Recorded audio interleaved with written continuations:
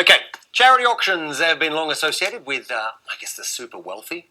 But is this all about to change? Because there's one company which hopes to make fundraising, a less complicated affair.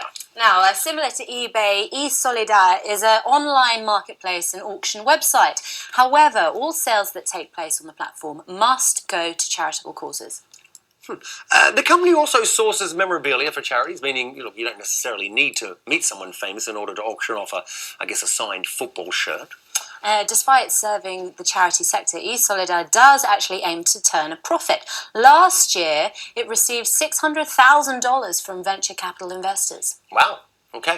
Well, Marco Barbosa, right? Barbosa. Marco Barbosa is the founder of eSolidar and joins us. Hey, great to have you with us, Marco. I guess we'll start with that. You said about 600,000, but you've got to make money. How do you? Well, we take a small success fee on everything that we raise for charities, so we cannot make money without creating impact on charities and vice versa. Now, you must have, in order to have set this business up, spotted a gap in the market. So what were the structural issues that you saw with the big charities?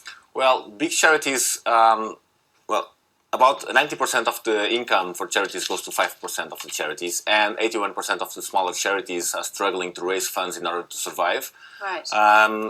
And the other side, from the consumer perspective and the corporate sector, so they struggle to navigate the charity world or the complexity, and also charities have yet to fully grasp the opportunity that technology offers. So we want to make the bridge between the companies and the people that want to support charities and the charities itself. And I can only imagine something like this, transparency has to be crucially, it's important for everybody, for organizations, but for a charity, how do you go about making sure it's all transparent? We explain very, very clearly on the website what we do with the fee that we take.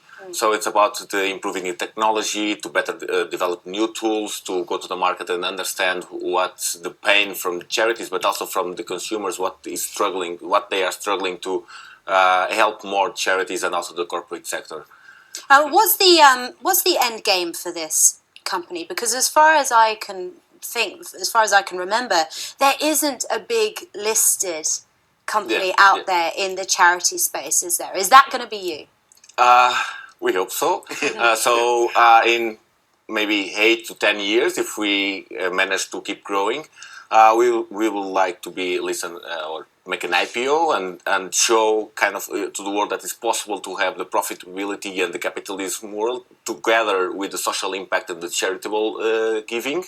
So investors can invest and at the same time to support great causes and make a better bridge between the for-profit and non-profit markets. But do you really think that's realistic, that we can see the not-for-profit sector be as profitable as the profit sector? I mean, surely by definition, they're not. Yeah, we have a kind of that visceral reaction of people that makes money by helping other people, and interesting that we don't have a visceral reaction of people making a lot of money not helping other people. We strongly believe that it's possible. We know that it's very hard. Also, if we work with and for charities, attract venture capital is very tough. But we think that we can show to other entrepreneurs, tech entrepreneurs or social entrepreneurs that it's possible, and we are doing that. So we can open this kind of mentality and show that it's possible. We've got to wrap it up. Just can you give me what's on the site now? What sort of things do you have listed? Well, like shirts from the cycling athletes, shirts from the Portuguese team, and we had the glasses of Elton John.